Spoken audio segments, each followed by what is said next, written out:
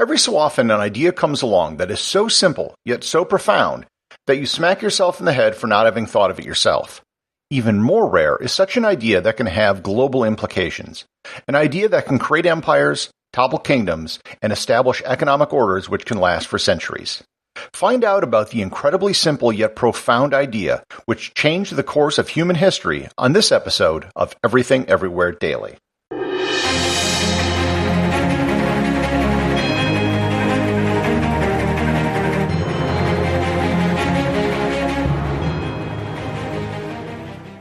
This episode is brought to you by the Travel Photography Academy. Have you ever been on a trip and wondered why your photos don't turn out like the images you see in travel magazines? If you're going to spend thousands of dollars on a trip and hundreds to thousands of dollars on a camera, you owe it to yourself to get the highest quality images from your trip. That's why I created the Travel Photography Academy. I set out to travel around the world in 2007 with an expensive camera, and I had no idea how to use it. As I traveled around the world, I taught myself the art of travel photography, eventually mastering it to a point where I was named Travel Photographer of the Year 3 times in North America. The Travel Photography Academy is an online course that teaches you everything you need to know to master your camera and to take better photos on your next trip. To improve your photography and to get better images on your next trip, visit travelphotographyacademy.com or click in the link in the show notes.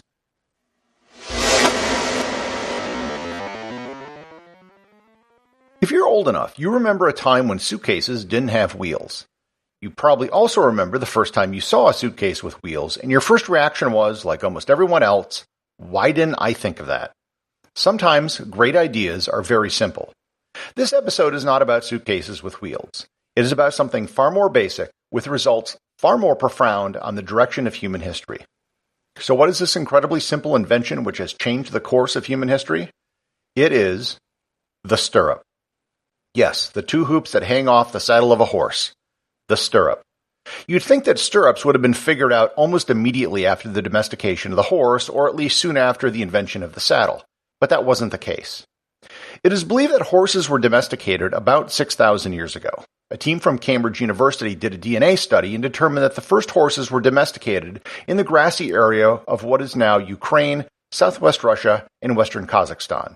It was from here that domesticated horses spread throughout Europe and Asia. For several thousand years, saddles weren't used on horses. Horses were used to pull carts and chariots, and if they were ridden bareback or with a simple blanket. We know that the Romans, during the Republican period, did not use saddles, at least during Caesar's invasion of Britain. It wasn't until years later, into the imperial period, that the four-point saddles were first used by the Romans. Roman cavalry was most often used as mobile infantry, where they would ride quickly to flank an enemy, then get off their horse and fight. They did fight on horseback, as was famously done in the Battle of Alesia when Julius Caesar defeated the Gaulish army under the leader Vercingetorix. However, they would often have to fight keeping their balance on their horse with their legs. At no point did the Romans ever use stirrups. They weren't widely used in Europe until after the fall of the Western Empire, when they were introduced by invading tribes. It is estimated that the first saddle was used around 300 BC, and it was probably developed by the Chinese. The saddle developed as an advancement of the blanket which had always been used on horses and didn't provide the rider any way to balance themselves. The first real evidence of stirrups comes from India. There are Indian sculptures dating back to the year 200 BC that show barefoot riders using a type of stirrup that only fit the rider's big toe. Just having a stirrup for your big toe might provide some stability on a horse, but a rider really can't put their weight on just their big toes. The problem with stirrups is that unless you can spread out the pressure created by the rider putting all their weight in one spot, it would be extremely uncomfortable for the horse, creating sores on the back of the animal. The development of the stirrup came about with the invention of the tree saddle, which is the hard wooden part of a saddle which is below the leather or cloth that the rider sits on. This rigid surface allows the weight of the rider to be more evenly distributed on the back of the horse. There is some evidence of an L-shaped footrest on horses on engravings from Central Asia dating back to the year 100. However, they weren't yet a true stirrup as they didn't encircle the foot, and it would have been easy for a rider's foot to slip out. It is in the year 322 in China where we see the first evidence of a true stirrup. There are triangular stirrups shown in the carvings in tombs from the first Jin dynasty, as well as an actual stirrup which was found in a tomb in Anyang, China. So now we have stirrups. What's the big deal? Why were footholds on a horse saddle so world-changing? Well, there were two major world-changing things which stirrups allowed to happen. Take stirrups away and our world becomes a very different place. The first revolution which stirrups introduced was extremely deadly light cavalry. Archers had been shooting bows off the back of horses for centuries, but the stirrup changed the game entirely. The Mongols, who came from the grassy steppes of Central Asia, had a culture that was based on horses. They were able to conquer much of China, India, Central Asia, the Middle East, and Eastern Europe because of their ability to fire arrows on horseback. One of their famous techniques was to attack an enemy force on horseback while firing arrows. Then turn around, do a false retreat, firing arrows back at the enemy. As the enemy tired, they would then turn around and attack again, still firing arrows. Basically, because they could fire on horseback, they could do damage to their foes from a distance and never get touched. It was an absolutely devastating technique, which was used by the Huns centuries earlier and led to the downfall of the Western Roman Empire. Over in Europe, stirrups were used in a totally different way. Here they were used to create heavy cavalry. The stirrup allowed an armored knight to remain stable on their horse while using their sword or a lance. This created the medieval version of a tank, an armored rider on an armored horse. There is a great debate amongst historians called the Great Stirrup Controversy. This theory holds that the innovation of the stirrup allowed for feudalism to arise in Europe because it allowed for mounted knights. These knights were able to use their heavy armored cavalry to hold and control landholdings and control their local populations.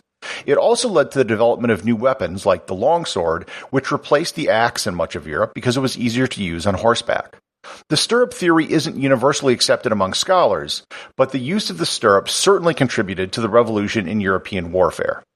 And just in case you're wondering what would happen if these two different schools of mounted combat were to clash, history has given us an answer to the question, and it really isn't even close. From the years 1240 to 1506, the Mongol Golden Horde ruled over what is today Western Russia, Ukraine, Moldova, and Kazakhstan. On several occasions, they fought European heavy cavalry, and almost every time, the result was a lopsided win for the Mongols. The Mongol horses were bred for speed, so they could carry their riders quickly into and out of combat. The European horses were bred for strength, to carry the heavy load of a knight and their armor. When the two sides met, the Mongols would often literally run rings around their opponents, shooting arrows into them, and never letting their larger European horses get close. It is hard to express just how important the stirrup was to world history. Several large empires owe their existence to the stirrup, as does the entire system of economic production which dominated Europe for hundreds of years.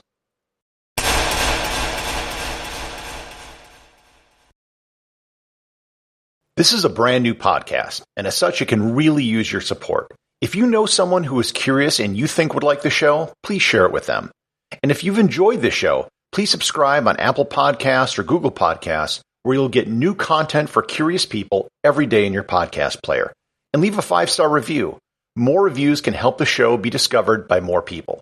And also, please support the show over on Patreon, where you will get exclusive audio content not available in the podcast feed, merchandise such as t-shirts, and you'll be able to submit ideas for future episodes. Until next time, stay curious.